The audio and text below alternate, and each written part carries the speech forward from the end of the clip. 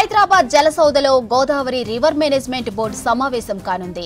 GRMB chairman AK Pradhan అధ్యక్షతన జరగనున్న భేటీకి AP Telangana irrigation అధికారులు పాల్గొననున్నారు.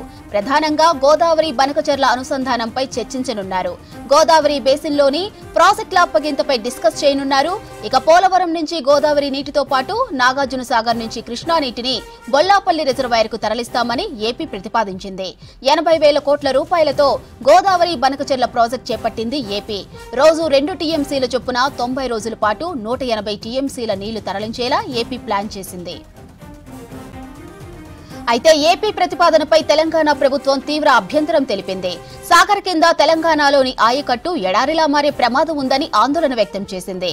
కేంద్ర జలశక్తి శాఖ, కేఆర్ఎంబీ, జీఆర్ఎంబీకి ఫిర్యాదు చేశారు తెలంగాణ ఇరిగేషన్ శాఖ అధికారులు. ప్రాజెక్ట్ డిపిఆర్, ఇతర వివరాలు ఇవ్వాలని ఏపీని కోరింది గోదావరి బోర్డు. ఇక ఉమ్మడిగా ఉన్న పెద్దవాగు మినహా ఇతర ప్రాజెక్టులు ఇవ్వబోమని తేల్చి చెప్పింది తెలంగాణ.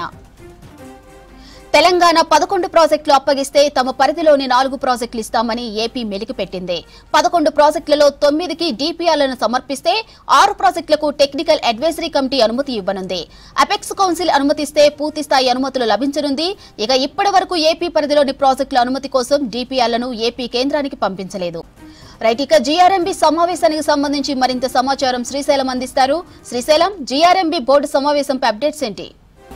మరికొద్దిసేపట్లో జీఆర్ఎంబీ సమావేశం జలసౌదలో ప్రారంభం కానుంది. దీనికి ఇటు ఏపీ అదేవిధంగా తెలంగాణ రెండు రాష్ట్రాలకు సంబంధించినటువంటి ప్రిన్సిపల్ సెక్రటరీలు అదేవిధంగా ఈఎన్సీలు ఇతర అధికారులు హాజరు కానున్నారు. ప్రధానంగా ఈ సమావేశంలో గోదావరి బనకచెర్ల ప్రాజెక్టు సంబంధించి అదేవిధంగా ఏపీ తెలంగాణలో ఉన్నటువంటి అనుమతి లేని ప్రాజెక్టుల అప్పగింత గురించి అదేవిధంగా వీటితో పాటు ఇతర అంశాల మీద కూడా సమావేశంలో చర్చ జరుగుతుంది. ప్రధానంగా ఇప్పటికే ఏపీ ప్రభుత్వం ప్రతిపాదించినటువంటి గోదావరి బనకచెర్ల ఈ అనుసంధానం మీద తెలంగాణ ప్రభుత్వం ఇటు గోదావరి అదేవిధంగా కృష్ణా బోర్డులతో పాటు కేంద్ర జలశక్తి శాఖకు ఫిర్యాదు చేసింది.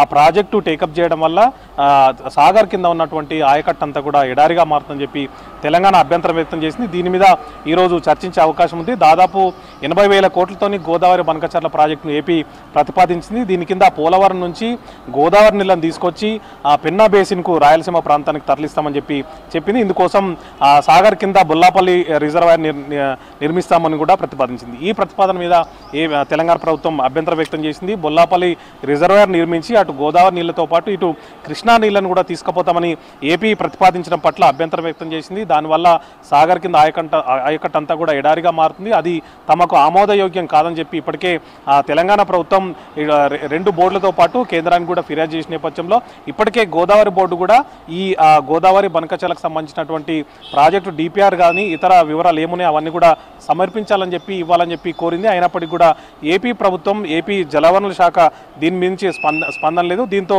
ఈరోజు ఏర్పాటు చేసినటువంటి ఈ సమావేశంలో ఈ అంశంపై వాడివేడి చర్చ జరిగే అవకాశం ఉంది. ఇరు రాష్ట్రాలు కూడా తమ వాదనలు బలంగా వినిపించే అవకాశం అయితే కనిపిస్తోంది. అయితే ఏపీ చేపట్టినటువంటి గోదావరి బనకచెర్ల వల్ల 90 రోజుల్లో దాదాపు 180 టీఎంసీలను ఏపీ ప్రభుత్వం తీసుకొని పోయే అవకాశం ఉంది. దీని మీద అభ్యంతరం వ్యక్తం చేయడంతో పాటు సాగర్ కింద ఏదైతే గోదావరి బనకచెర్ల కోసం సాగర్ కెనాల్ను లెఫ్ట్ కెనాల్ను ఏదైతే కలుపుతున్నారో అక్కడి నుంచి కృష్ణా నీళ్లను కూడా తీసుకుపోతామని ఏపీ ప్రతిపాదించిన నేపథ్యంలో దాన్ని కూడా అభ్యంతరం వ్యక్తం చేసింది. మరోవైపు ఇటు తెలంగాణ కానీ అటు ఏపీలో ఉన్నటువంటి 16 ప్రాజెక్టులకు సంబంధించి వాటి అప్పగింత గురించి గతంలో జరిగిన సమావేశంలో జరిగినటువంటి అంశాలను అమలుపై కూడా ఈరోజు చర్చించే అవకాశం ఉంది. 2021లో కేంద్రం ఇటు ఏపీలో ఉన్నటువంటి 4 అదేవిధంగా తెలంగాణలో ఉన్నటువంటి 11 ప్రాజెక్టులు పెద్దవాగుతో పాటు 12 ప్రాజెక్టుల అప్పగించాలని చెప్పి గెజిట్ జారీ చేసింది. ఆ గెజిట్ అమలు మీద కూడా చర్చించనున్నారు. అయితే దీని మీద అప్పట్లోనే తెలంగాణ ప్రభుత్వం అభ్యంతరం వ్యక్తం చేసింది.